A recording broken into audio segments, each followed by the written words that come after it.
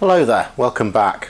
At the end of my last video I promised to do a video on how to set up a chop saw because mine wasn't cutting correctly. I did actually shoot it all, and then when I put it into editing it was so atrocious and it was so full of ums and uhs that I decided to reshoot it all.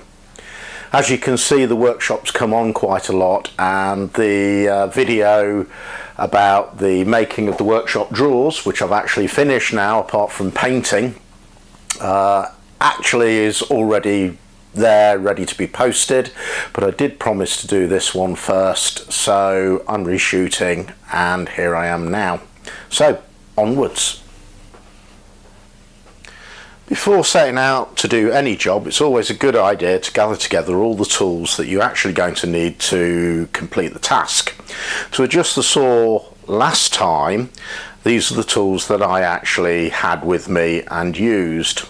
I had a couple of adjustable spanners, two sizes of posi drive come Phillips, two slotted screwdrivers, a 13mm ratchet drive, a ruler, set square, and a mitre square that I could set for 45 degrees to measure the 45-degree angle when you tilt the saw. I didn't have one of these when I did it, but this is what I'm going to be using to set the saw up this time. I think it's called a bevel box or digital angle gauge. I got this one from Rutland's, but they're readily available from various different places, and it will take the place of the set square and the adjustable mitre gauge there. I also downloaded a set of instructions and printed off the pages that are applicable to the adjustments that I want to make, because I'm not a real man and I read instructions. So onwards with the actual saw then. A few things to think about before we actually start adjusting the saw. Make sure that your equipment's located somewhere where it's easy to work and there's enough light. Make sure that you've unplugged it. During the video you will notice that this guard has been taped back. I've only done this for the video shooting to allow me to get the shots that I need to show you actually what I'm doing. The first thing I noticed when I noticed that my saw was just not cutting square was that when the bed was supposedly locked at 90 degrees, it had an awful lot of play in it, about that much, and what had happened was that there are a number of cams under the bed and they'd filled up with debris and the lever wasn't engaging correctly like it is there, where that's absolutely solid. To demonstrate that to you, I've actually packed out the receiver for the cam with some debris so that it can't engage all the way home. I'll show you that pictorially in a second. If you imagine the underneath of your saw, you'll find a semicircle of steel with notches cut into it, and these represent 0 or 90, maybe 30, or maybe 45. Depending on your saw, that may have more or less of them. And on the bottom of the saw, from which you can reach to the front, there'll be a lever there which you twist in a direction, and that will pull the cam backwards, so to disengage and allow you to alter the angle of the blade. When you let it go, there's a spring on here that sends it forward to engage into its slot. And what was happening on my saw is that all of these had all filled up over the years with debris, and so the cam wasn't going into its slot properly and we were getting lots of play in both directions. So what I did was I turned the saw over and I got a air pressure line and I blew all of the shit out and cleaned it out with a small screwdriver until it was all clear.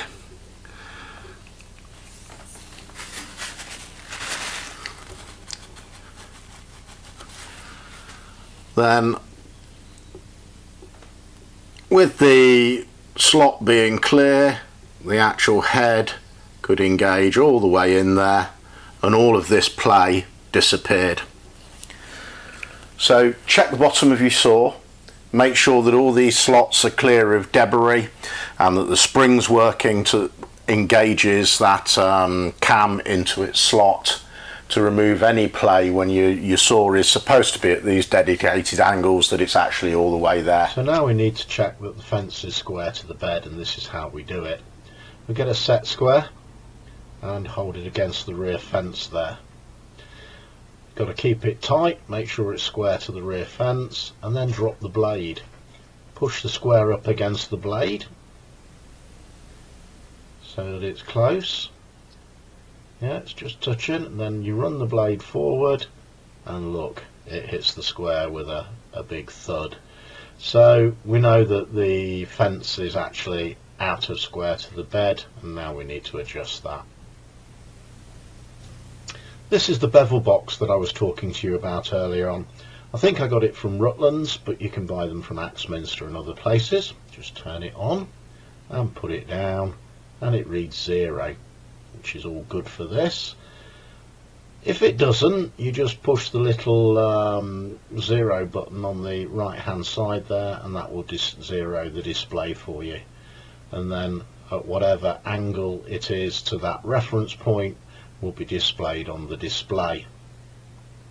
So I can stick that to the blade using the little magnets that are built into the bottom, and then it will give me the angle of the blade relative to the bed. Absolutely fabulous.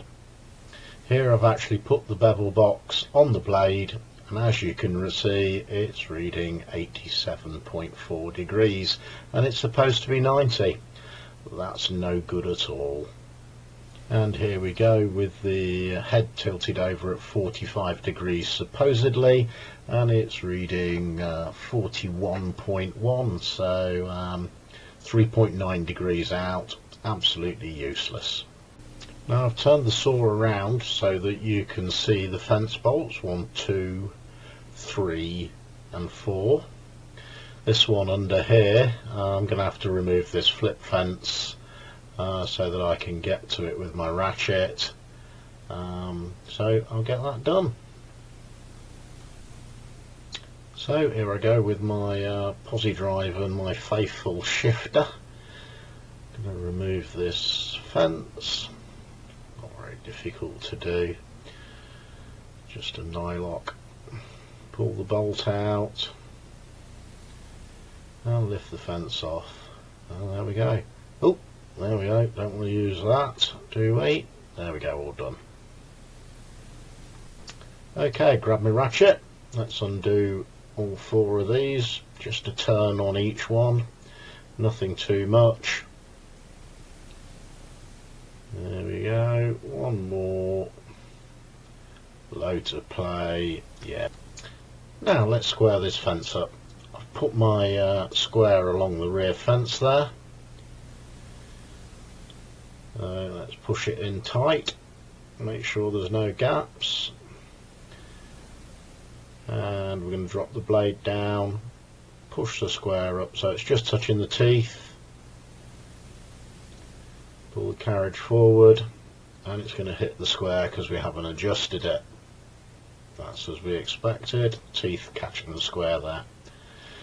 So what we've got to do is I've got to move your right hand side of the fence back and the left hand side of the fence forward to bring it true.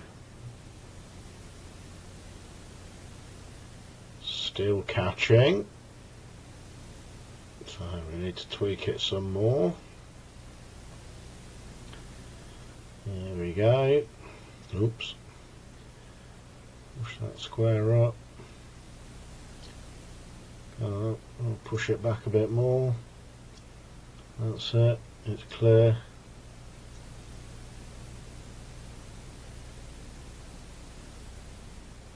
Keep slipping. It's a bit fiddly. There we go, we're there.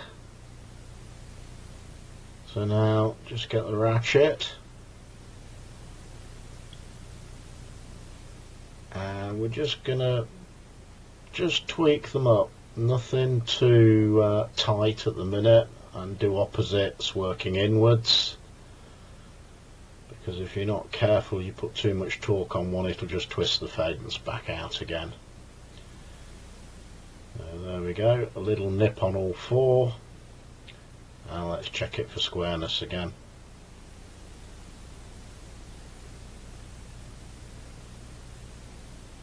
There we go, that's cool. So it's still nice and square.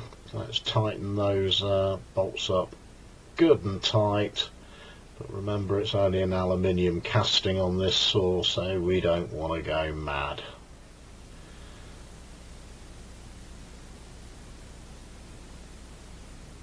And there we go. Job done.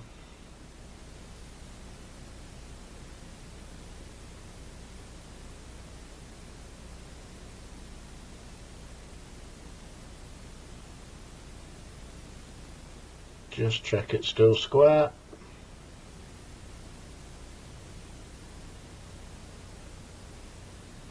Perfect, I'm happy with that. Now, to alter the vertical angle of the blade and the 45-degree stops, we need to adjust 4 bolts on the back of the head here. This one and its mate on the other side will adjust in and out to make the blade vertical, and this one and its mate on the other side are the 45-degree stops that we need to adjust in or out to get the blade at 45 degrees. To make it a little easier for you to understand, I'm going to draw this out on the whiteboard and explain what's going on inside this little boss here. Now, to adjust the blade so that it's vertical, we've got these 2 bolts that, if you remember, are at the back of the boss, and they act on these 2 stops here. If we adjust this bolt inwards and this bolt outwards, the blade will come that way, and vice versa. If we adjust this bolt inwards and that bolt outwards, the blade goes that way.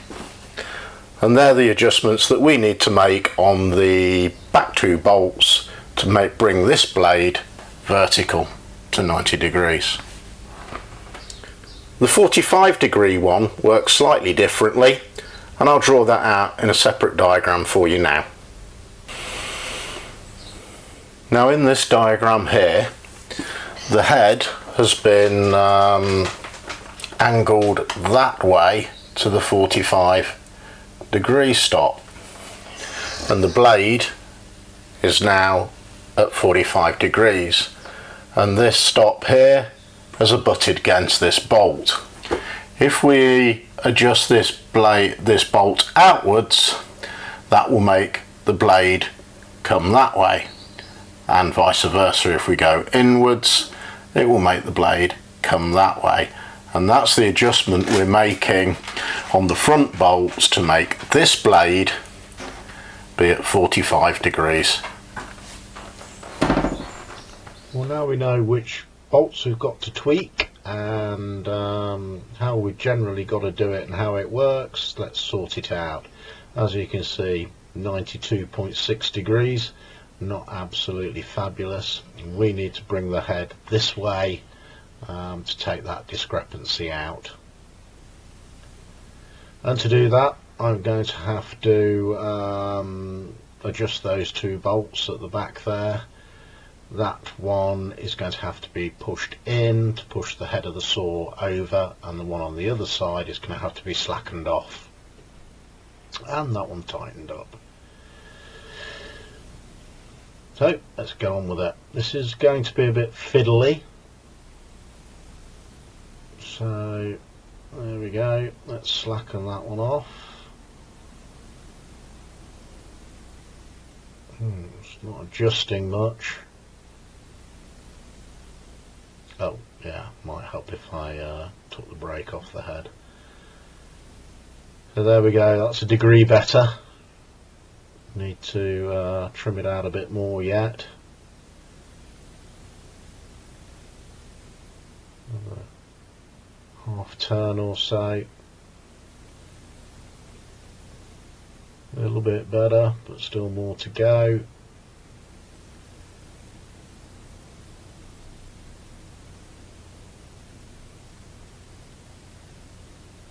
There we go, we're almost there, just 0.2 of a degree.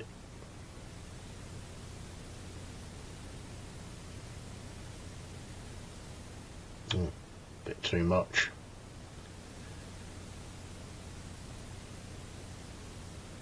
Tighten it up just a tweak.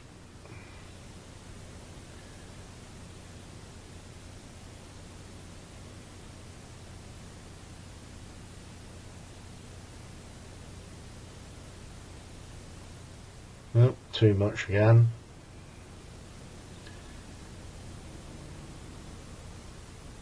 All the waggling in the world ain't going to make any difference.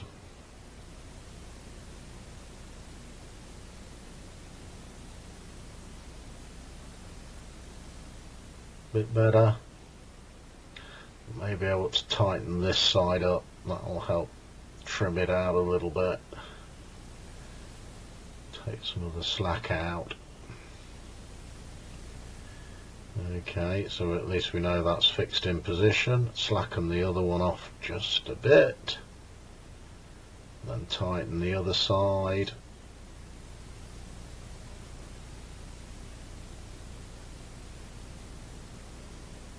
There we go, look at that. 90 degrees crack on. Happy with that, I think.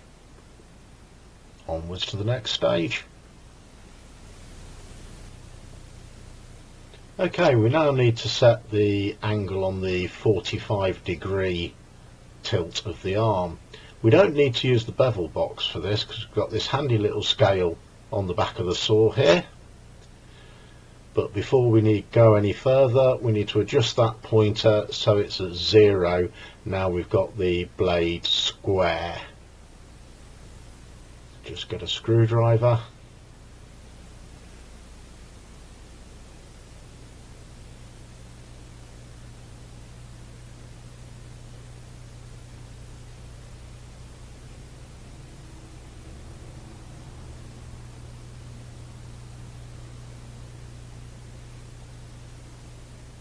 Bit of a tweak and tighten her up. There we go. Now I need to tilt the arm over to its 45-degree angle. It's not a function I use very often on this saw, so it's a little bit stiff. There we go, over she goes. And as you can see, she's swung way past the 45-degree angle there.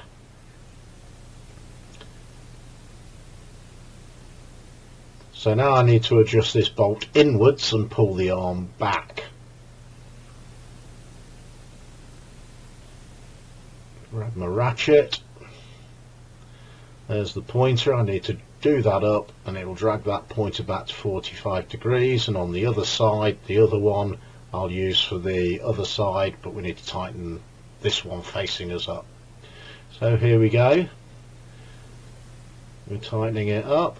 And as you can see, the pointer's going to swing back now to the 45-degree mark.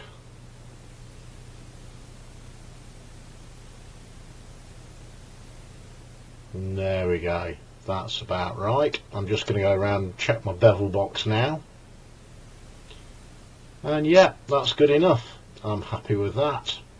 Now to do the other side. Now I've set this one up so that you can actually see on the bevel box what's going on, and as I tighten it up you can see that the angle's coming up. Unfortunately I can't, so I need to come round the front and do it from there. So we're at 44.89, just a tweak more, and there we go, 45 dead. Look at that. Okay, so there are all the steps that I went through to make sure that my chop saw was cutting accurately in all settings. A bit of a basic video, but all of us beginners need to know how to do these things, and that's what Shop Talk's all about. Upcoming videos, the one about the drawers is already made. I hope to post that within the next day or so. I've also bought an Axminster 12-inch table saw, which is an assembly required job. So I'm going to do a video of unboxing and a complete assembly video, which is going to be quite lengthy. I've also bought their cast iron router table, which I want to attach to the side of the saw in the place of extension tables, because I don't see the point in having a saw, extension tables and a separate router table. Once I've got that done, I'm going to fabricate a motorised router lift, which I think is going to be quite an interesting piece of kit. It's certainly going to take a lot of work to put it all together. It's going to be able to lift the cutter to set heights, lift the cutter up to park it, to change the cutters, park it so it's down so you can use the saw, and all sorts of other little tricks to it. I think that's going to be a really interesting one, and that's going to be happening over the next month or two. Thanks for watching. Please subscribe, and any constructive comments are always welcome. Goodbye.